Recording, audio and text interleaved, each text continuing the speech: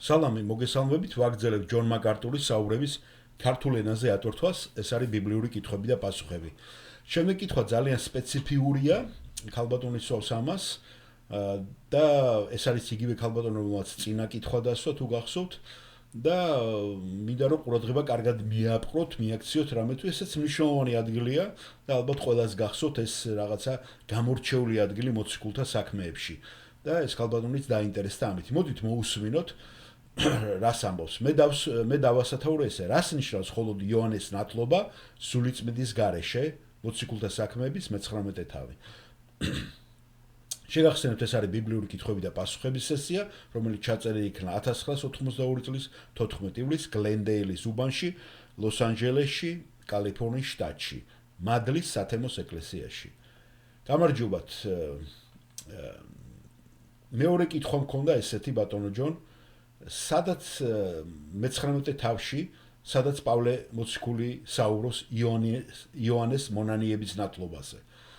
და ეს აღწერილია მესამე და მეშვიდე მუხლებში. ის იკითხება იმ ადამიანებს, გონი ეს ხდება ეფესოს ზოგიერთ მოწაფესთან.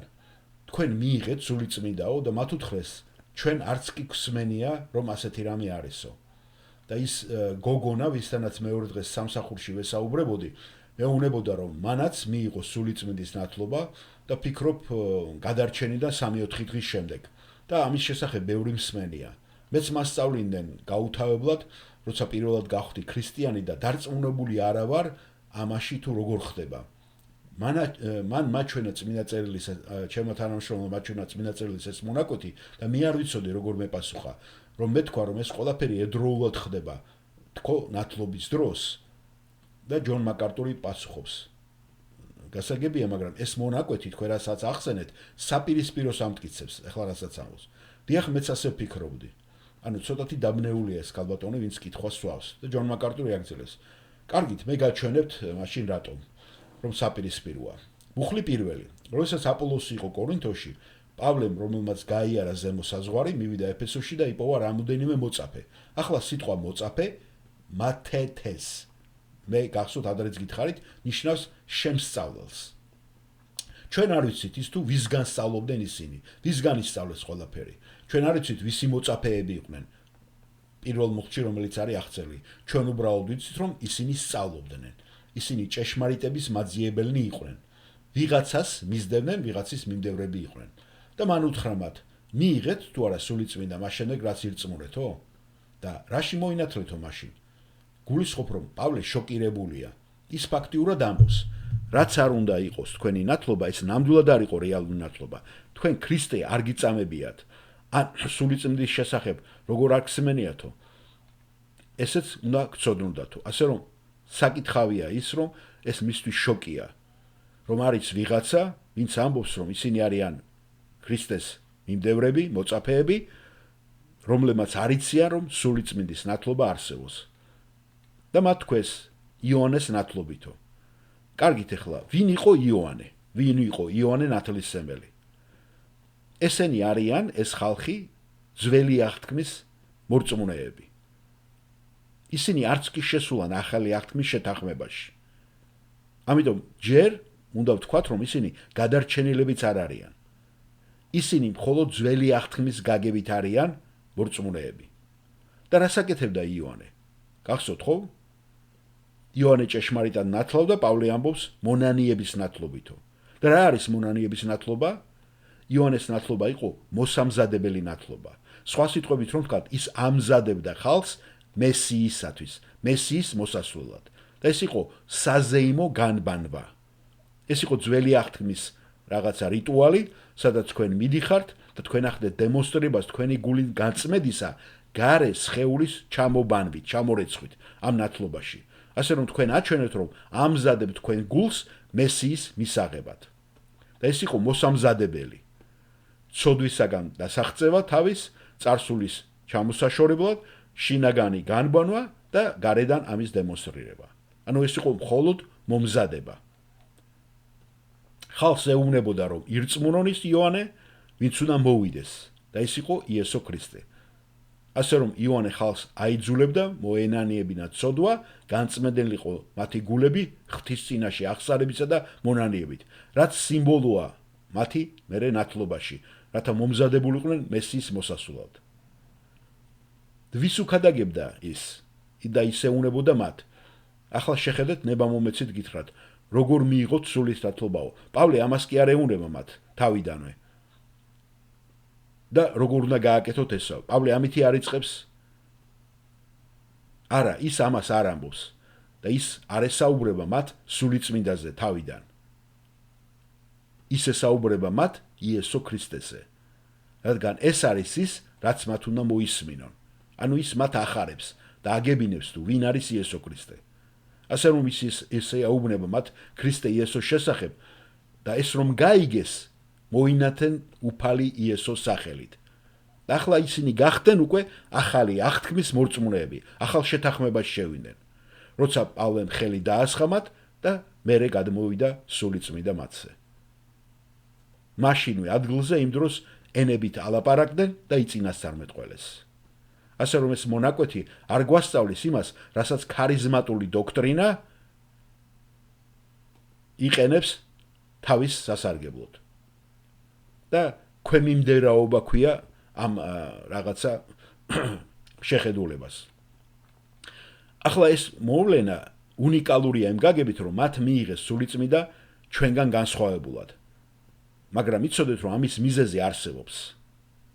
სულთმოფენობის დღეს, გახსოვთ ხო, ხალხმა სასწაულებრივად მიიღო სულიწმიდა პირველად როცა ის შემოვიდა. ხო მართალია, გახსოვთ ხო? სადაც სულიწმიდან დაიწყო პირველი მსახურება. ასე რომ სული გადმოდის მათზე, ცხადია მათი რწმენის შედეგად, რადგან ისინი უნდა დალოდებოდნენ მას, ელოცათ და მერე მიიღებდნენ სულიწმიდას. ესე იგი პირველი რწმენა უსწრებდა ამ ყველაფერს.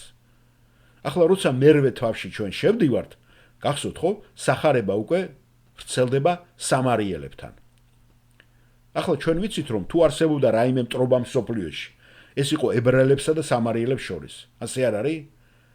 ასე რომ რაც ღმერთმა უნდა გააკეთოს აქს, როდესაც იწყება ეკლესია ებრაელების შორის, მან უნდა გაიმეოროს იგივე სამარიელებთანაც. ისე სამარიელები იფიქრებდნენ, ხო, რომ ისინი მეორე კლასის მორწმუნეები არიან და ისევ რაღაცა განსხვავება ებრაელებსა და მათ შორის.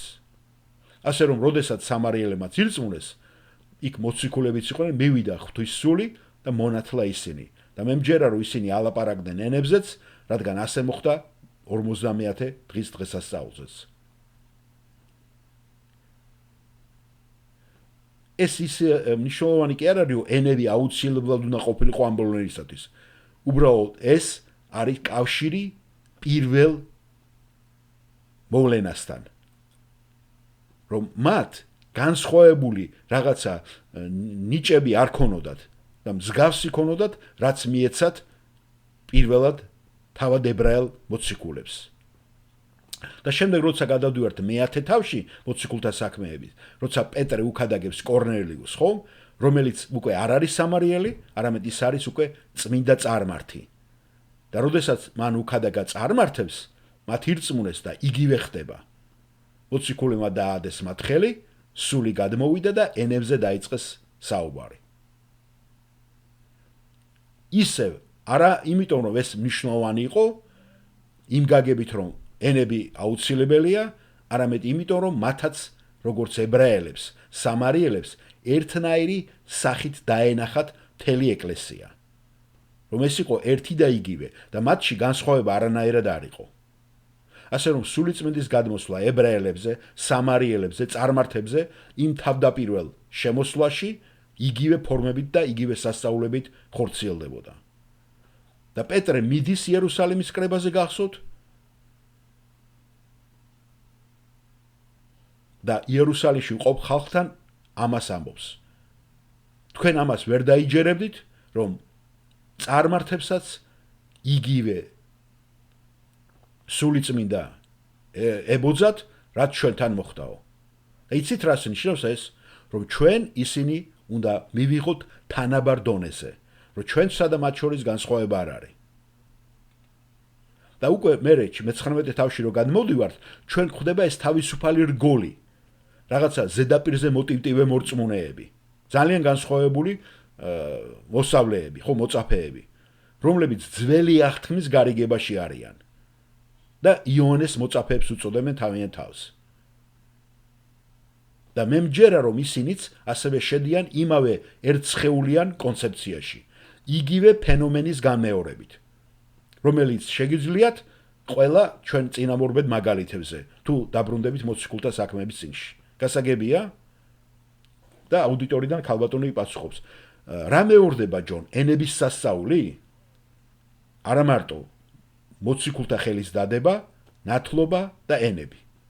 გასაგებია. და ჯონი პასუხობს. არა იმიტომ რომ ეს იმდენად საჭირო იყო იმ მომენტში, არამედ ის ასახავდა სულიწმინდის იმ თავდაპირველ შემოსვლას, რომ ვინმე არ დარჩენილიყო და არ ქონოდა დაუკმაყოფილებების გრძნობა. გარდა იმისა, რომ ეს ეკლესია ქრისტეს ერთი სხეულია, ვინც კი მას იწამებდა. და ამ მომენტის შემდეგ ეს ნიჭები უკვე წყდება და თავდება. აუდიტორია. გასაგებია, ესე იგი სამარიტელები ჯონ მე-10 თავში იყვნენ, თქვენ თქვით? არა, სამარიტელები მერვეში, წარმართები მე-10-ში და ხოლო ძველი აღთქმის ეს მორწმუნეები არიან მე-19 თავში თქვენ რომ მოყევით. ოკეი? დიდი მადლობა ჯონ.